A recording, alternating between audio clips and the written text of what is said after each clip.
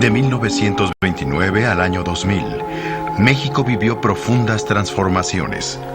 La más significativa fue el paso de una sociedad agraria a una urbana e industrial, fenómeno que se dio junto con un espectacular aumento de la población. En el ámbito político, los gobernantes construyeron un régimen autoritario, centrado en la figura del presidente de la República, y llegaron a un arreglo que permitió una estabilidad duradera y un constante crecimiento que al final entró en crisis. El último tramo de esta crónica da cuenta de las promesas incumplidas y las esperanzas de un país que aún no encuentra su camino.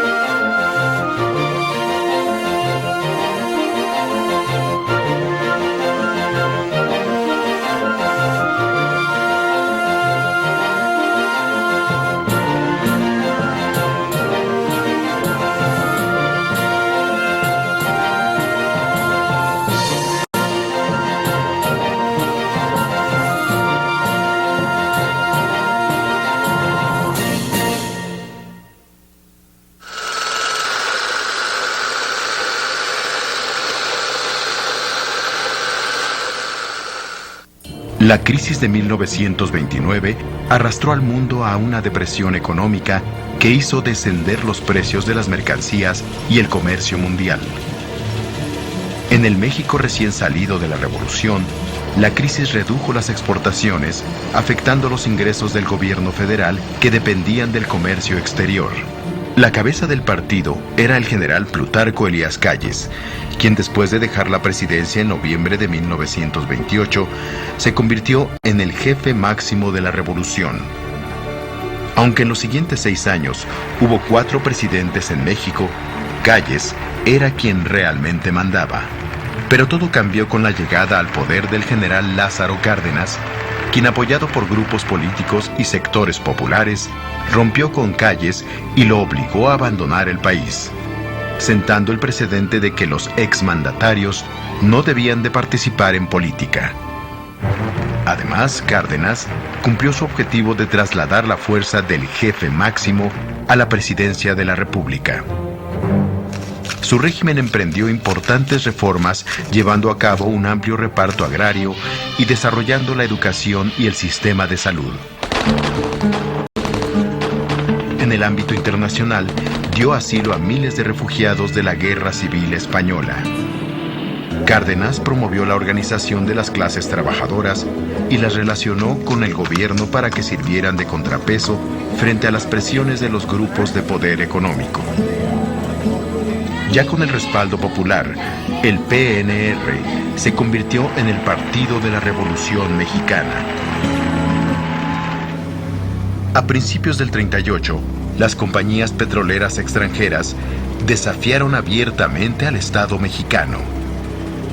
Desatendieron un fallo de la Suprema Corte de Justicia que favorecía a los trabajadores, y la respuesta del gobierno fue la expropiación petrolera del 18 de marzo de 1938.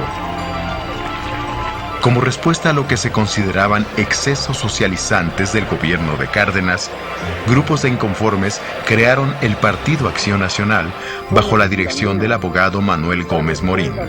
Para las elecciones de 1940, Cárdenas y el partido oficial apoyaron al general Manuel Ávila Camacho, estableciendo así otro de los mecanismos básicos del arreglo político del país.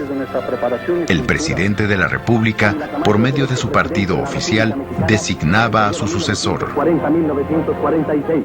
Soy puro mexicano y nunca me he dejado. Si quieren informarse, la historia les dirá que México es valiente y nunca se ha rajado. Viva la democracia, también la libertad.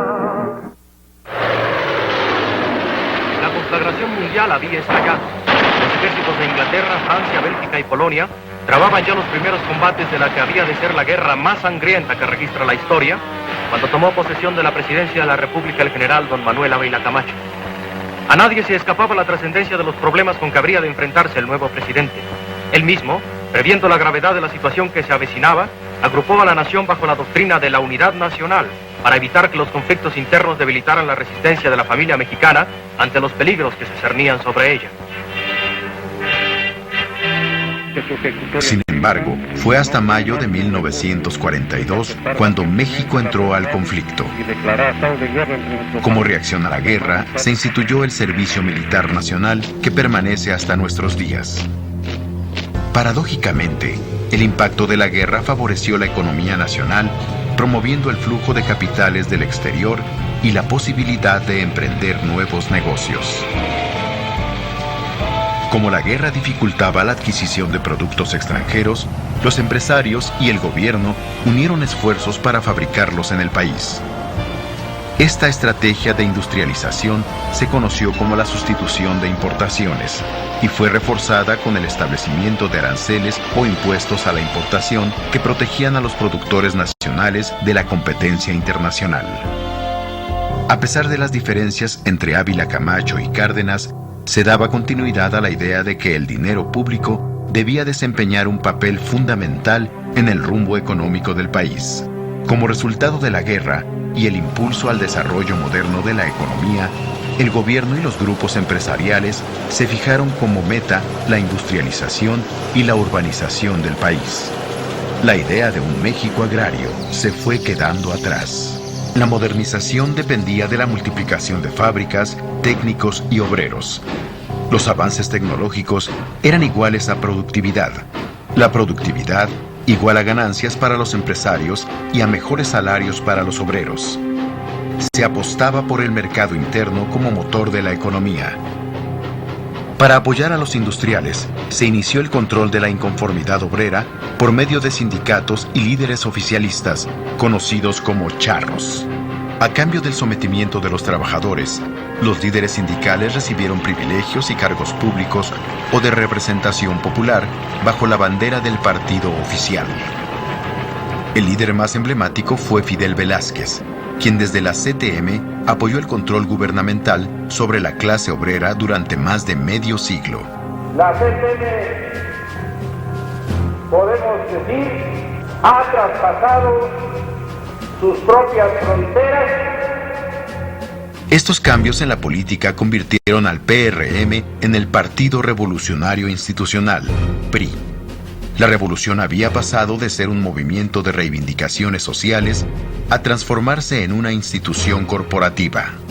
La llegada de Miguel Alemán al poder marcó la aparición de una nueva clase política compuesta por personajes que no provenían de las filas militares ni habían participado en la revolución. Eran los herederos de los vencedores, la llamada familia revolucionaria. Con Alemán se expandió la industria de la construcción y crecieron los medios de comunicación masiva.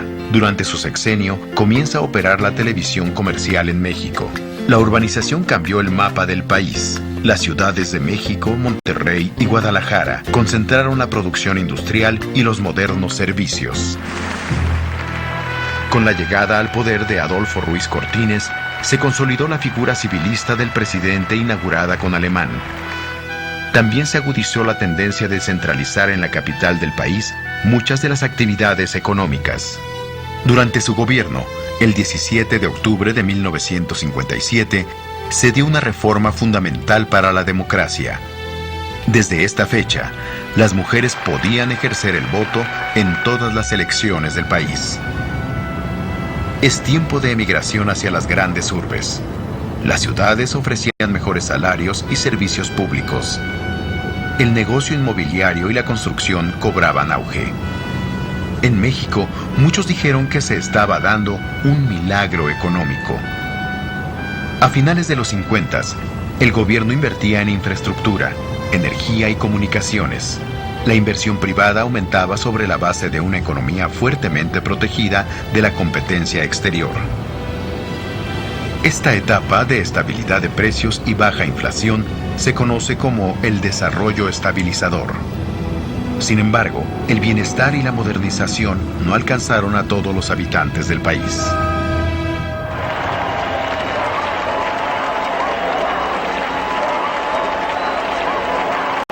Al presidente Adolfo López Mateos le correspondió organizar los festejos del medio siglo de la Revolución.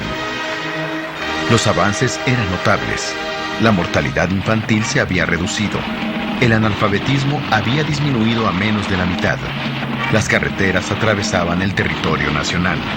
La producción petrolera casi se había triplicado y la generación de energía era 7 veces mayor. La clase media urbana había crecido.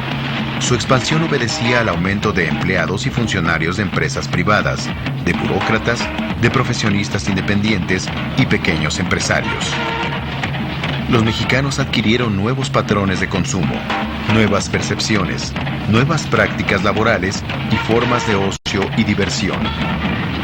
La vida ciudadana en buena parte está hecha de esperas.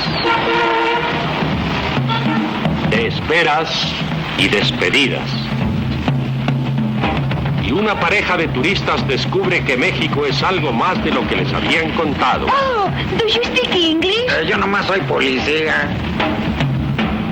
Pero junto a la expansión de las clases medias y del consumo, en las ciudades comenzaron a formarse cinturones de miseria.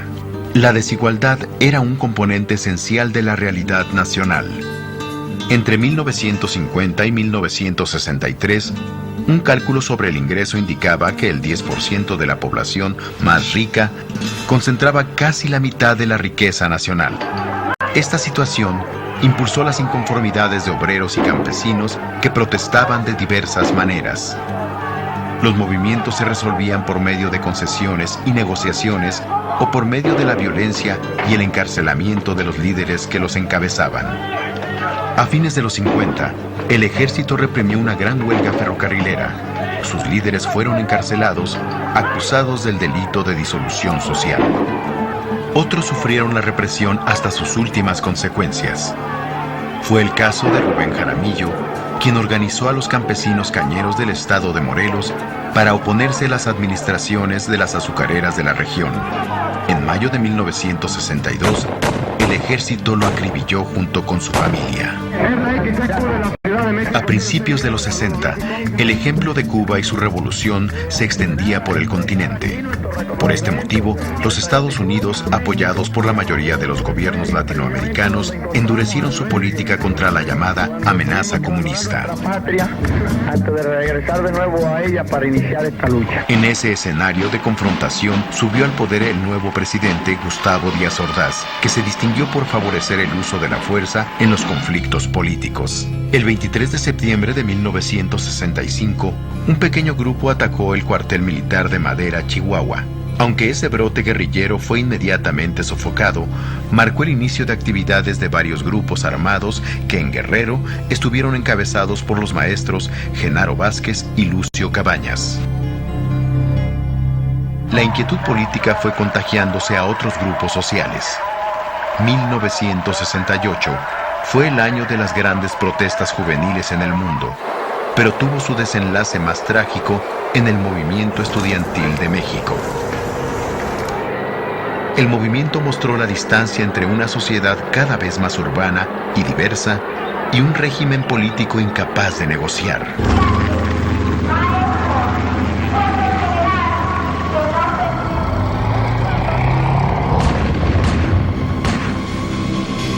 Asumo íntegramente la responsabilidad personal, ética, social, jurídica, política e histórica por las decisiones del gobierno en relación con los sucesos del año pasado. Parece contradictorio, pero mientras se reprimía a los jóvenes, se redujo la edad para votar de 21 a 18 años. Para confirmar esta diferencia, el 10 de junio de 1971, se realizó otro acto de represión contra estudiantes por parte de fuerzas organizadas por el gobierno.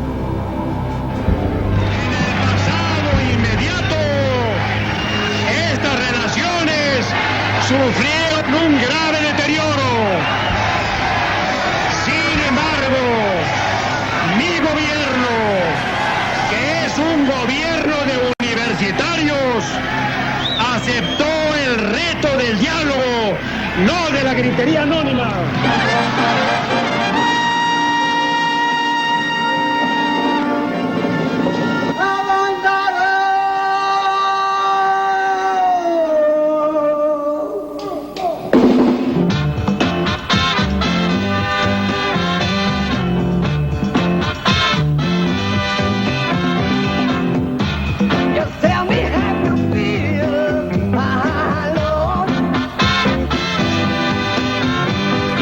La música, a cotorrear, a buscar paz y amor.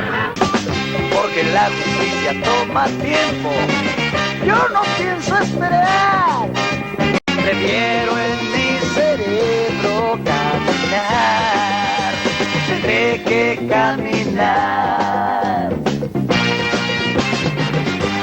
Oye Cristo, no regreses, no te vayan a rapar. Esta era del acuario, nadie te entenderá. Sí, porque sé que si no regresas, no vas a predicar.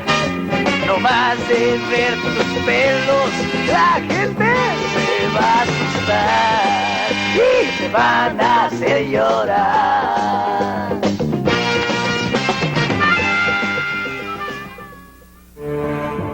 Para 1973, la época de oro de la posguerra había terminado.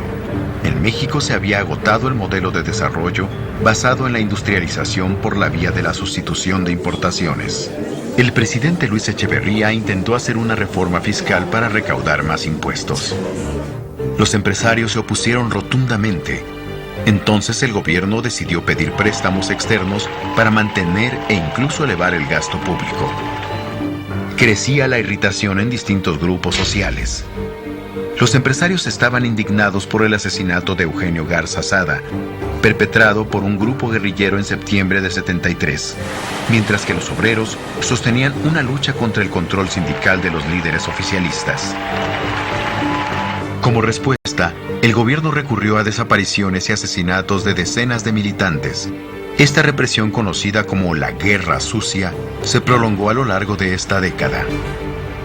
En 1976, como resultado de las condiciones del mercado mundial, pero también de las políticas económicas del Estado, se devaluó el peso después de más de 20 años de haberse mantenido estable. Para superar la crisis, el gobierno se vio obligado a pedir préstamos al Fondo Monetario Internacional.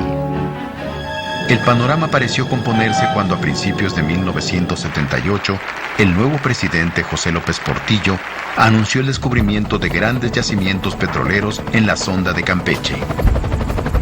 Entonces el gobierno mexicano recurrió a préstamos para que Pemex elevara su capacidad productiva, que en tan solo 4 años se elevó más de 10 veces. Para 1982, la deuda pública había aumentado y el precio del petróleo había comenzado a disminuir. Se elevaron las tasas de interés. Menos ingresos y mayores gastos por los intereses de la deuda desequilibraron las finanzas públicas, y en agosto de ese año, el secretario de Hacienda reconoció la quiebra de la economía mexicana y anunció la suspensión de pagos a los acreedores extranjeros. Los especuladores y los ahorradores sacaron del país grandes cantidades en dólares y elevaron el precio de la moneda de 26 a 70 pesos. Con la intención de retomar el control de la economía, López Portillo expropió la banca. Defendamos nuestro peso con los aranceles, con las licencias y con los estímulos y fomento a la exportación. Esa es la estructura que conviene al país. Esa es la estructura a la que me he comprometido a defender como perro. Esta medida no obtuvo el apoyo generalizado de la población. La desconfianza con respecto al grupo gobernante era inocultable. La llegada al poder de Margaret Thatcher en Inglaterra y de Ronald Reagan en Estados Unidos, a principios de los 80, marcó el inicio de la reacción conservadora ante la crisis mundial. En 1982, el nuevo presidente Miguel de la Madrid, con las condiciones impuestas desde el Banco Mundial y el Fondo Monetario Internacional, disminuyó el gasto y las inversiones públicas e inició la venta de paraestatales. Los salarios cayeron, se agudizó el desempleo y creció el autoempleo en forma de ambulantaje. Muchas organizaciones salieron a la calle a protestar. Otras prefirieron la lucha electoral. Empezaron a impugnar y a derrotar al PRI en elecciones municipales, especialmente en el norte del país. A pesar de la oposición de amplios sectores, los gobernantes y algunos grupos empresariales empezaron a cuestionar el modelo de sustitución de importaciones y promovieron una apertura paulatina al mercado mundial. La industria maquiladora entró en una etapa de auge en México. En 1987, en medio de una inflación incontrolable, se inició la campaña para las elecciones presidenciales. El PRI se dividió. Cuauhtémoc Cárdenas encabezó la llamada Corriente Democrática. Este movimiento atrajo a otras agrupaciones de izquierda que se unieron en el Frente Democrático Nacional. El PRI postuló a Carlos Salinas de Gortari y el PAN a Manuel J. Cloutier. Las elecciones del 2 de julio de 1988 causaron polémica. Se habló de un gran fraude electoral amparado en la caída del sistema de cómputo de votos. Establecen plenamente el triunfo legítimo del ciudadano Carlos Salinas de Gortari. El nuevo gobierno tomó posesión con muy poca legitimidad. Termina la época de partido prácticamente único y entramos ahora en una nueva etapa política en la vida del país, con partido mayoritario y muy intensa competencia de la oposición. Para fortalecerse, dio golpes judiciales espectaculares y reconoció por primera vez el triunfo de un opositor en unas elecciones gubernamentales. Ese mismo año también nació el Partido de la Revolución Democrática, conformado por los grupos del Frente Democrático Nacional. A fines de los 80, cayó el muro de Berlín y después el bloque de países socialistas europeos y la Unión Soviética desaparecieron. Esta situación reforzó las posturas conservadoras que buscaban la liberación del mercado mundial, lo que popularmente se conoció como neoliberalismo. En México, el gobierno siguió estas directrices y adelgazó al Estado. Controló la inflación reduciendo el gasto social y junto a negocios en bancarrota vendió empresas importantes como los bancos y teléfonos de México. A principios de los 90 se renegoció la deuda externa mexicana. Este hecho tuvo un efecto positivo sobre las finanzas públicas y detuvo la inflación que, sin embargo, no evitó el declive de la economía. El gobierno reiteraba que México estaba a un paso del primer mundo y para pertenecer a tan selecto grupo era necesario firmar el Tratado de Libre Comercio con Estados Unidos y Canadá. Esta decisión confirmó el abandono del modelo de sustitución de importaciones e impulsó la apertura comercial y las exportaciones como sustento del desarrollo nacional. Así se inició formalmente la integración económica con Estados Unidos, que ya se apreciaba en el mercado laboral, en la expansión de las maquiladoras y en los depósitos de mexicanos millonarios en los bancos de aquel país. El TLC se aprobó en 1993 para que entrara en vigor el 1 de enero del año siguiente. Niños vestidos con el atuendo del ejército zapatista, portando rifles, hombres indígenas, resguardaban la presidencia municipal, donde algunos de los integrantes dieron una improvisada rueda de prensa. ¿Cómo se identifican, señor? Nosotros nos identificamos el Ejército Zapatista de Liberación Nacional. Los integrantes de esa organización declararon la guerra al gobierno mexicano. Quieren créditos, quieren muchas cosas pues de que ya probaron que les dieron y no les dieron. La guerra duró 11 días, pero tuvo un impacto extraordinario. el olvidado problema indígena volvió a ocupar la atención del país, mostrando de nuevo el rostro de las profundas desigualdades sociales. 3 meses después, otro acontecimiento iba a ensombrecer aún más el panorama. Quiero encabezar un gobierno que sea sensible a los reclamos y a las demandas de las comunidades. En marzo de ese mismo año, es asesinado el candidato priista a la presidencia, Luis Donaldo Colosio. Esta situación demostró las fracturas del grupo gobernante. Tal vez por el temor que provocaban los conflictos, el candidato sustituto del PRI, Ernesto Zedillo, ganó sin problemas las elecciones de 1994. Para cerrar con broche de oro, un poco antes de la Navidad, el peso se devaluó casi al 100%, sacudiendo a la economía mexicana. Las tasas de interés se dispararon. Numerosos deudores se vieron imposibilitados para pagar los créditos contraídos con los bancos.